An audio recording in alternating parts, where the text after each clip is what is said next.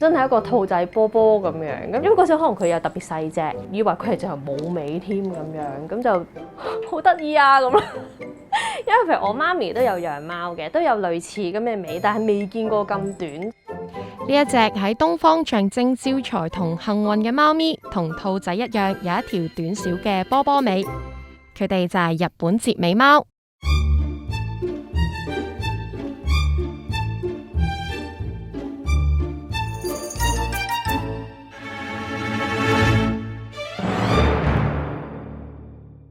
我係 Sarah，咁我養咗6隻貓，咁今日嘅主角咧就係柿餅。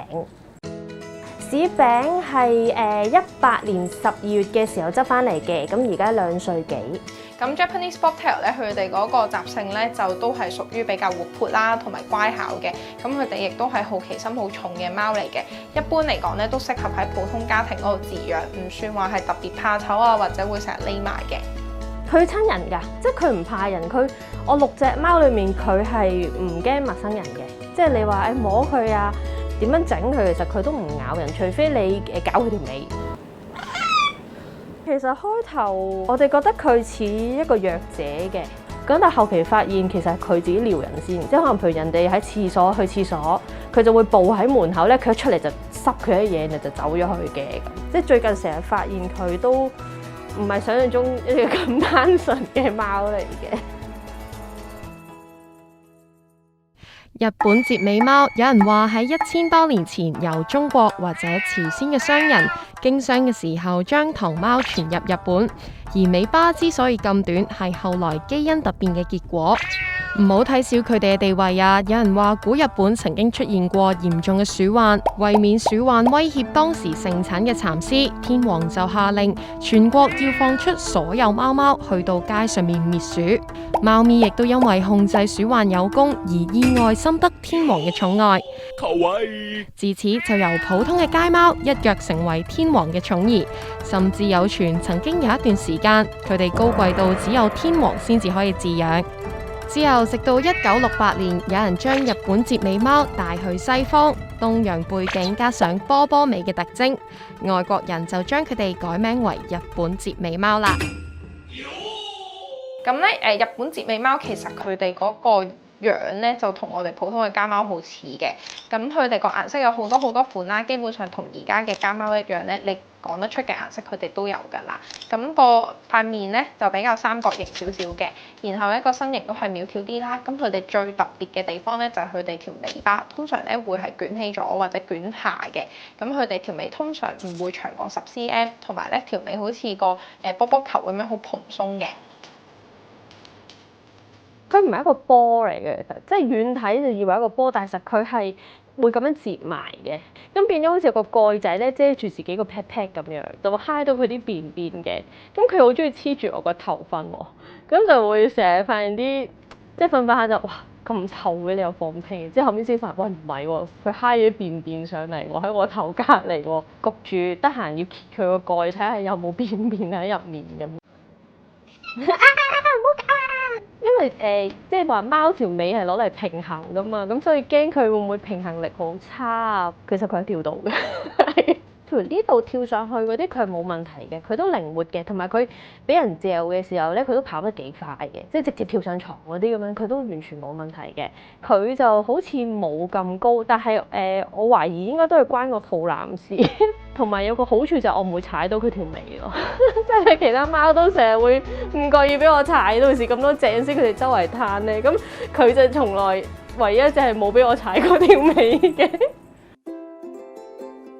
Bobtail 咧，因為佢哋個樣好可愛咧，咁所以咧，其實我哋喺日本嘅文化入面都會成日見到佢哋嘅。日本折尾貓因為佢幸運同招財嘅文化象徵，深受日本人敬仰同喜愛。當中又以 mid 嘅，即係白底加上2個重點式花紋嘅3色貓最為珍貴。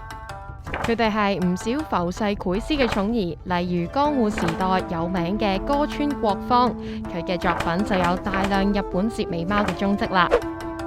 而現代常見嘅招財貓 Maneki Neko， 佢嘅原型同樣係一隻日本折尾貓，可見古時貓咪崇高嘅地位。就話係代表幸運同埋招財嘅象徵，你自己覺得咧，佢有冇帶俾你呢方面嘅經驗咧？梗係冇啦。係啊，你唔講我都唔知嚇招財㗎，原來佢第3隻好快就有第4隻貓、第5隻貓、第6隻貓，之後我哋呢啲糧就去得越嚟越快，越嚟越窮。唔知啊，好窮啊而家。咁因為佢哋本身其實帶有好多家貓嘅基因啦，咁所以佢哋咧身體嚟講係算係健康嘅。咁但係咧就留意翻咧，因為佢哋條尾捲起咗啦，捲起嗰部分咧可能有半椎嘅問題嘅。但係因為佢唔屬於喺條神經線入面咧，其實就唔係好影響日常生活。不過咧伴隨住呢一個基因嘅突變咧，佢有機會可能本身條脊椎都有啲問題。咁就佢哋因為都係短毛嘅貓啦，其實打理上面就冇乜太大問題嘅。咁可能因為條尾嗰個位比較蓬鬆少少咧，要梳好啲啊，同埋摺起嗰個位咧，有機會因為潮濕所以會有皮膚病。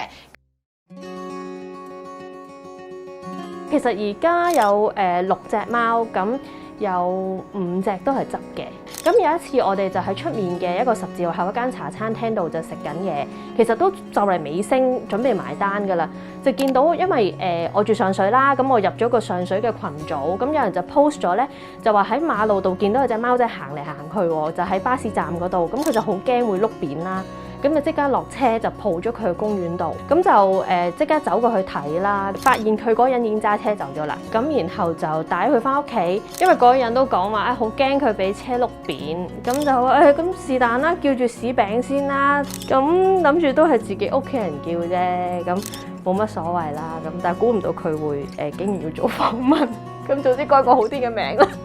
就冇諗過話會唔會有帶嚟咩好運或者唔好運咁樣咯。有啲可能日本人嘅眼中佢係招財貓，我諗可能就係頭先你講話，可能一個迷信就係話招財，即係可能佢好似黑貓咁樣係不祥嘅，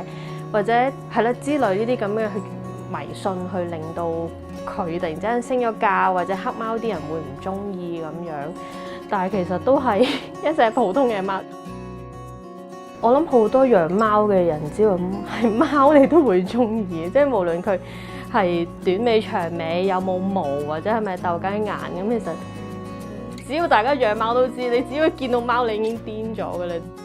我眼中其實好得意啊，佢都即係因為佢得意係唔係條尾得意，係佢性格得意，即係都係古古惑惑啊，又走嚟求救啊，又會蝦人啊，咁其實呢啲嘢係令我中意佢嘅原因。總括嚟講，日本折尾貓帶有嘅糖貓血統，令佢哋成為相當健康嘅貓種。加上活潑親人嘅友善性格，無論你係新手定係資深貓奴，同樣非常適合你。提大家，如果想睇更多動物百科，可以喺 YouTube 嘅標題 click 入去動物百科嘅 hashtag 就可以睇到晒所有片啦。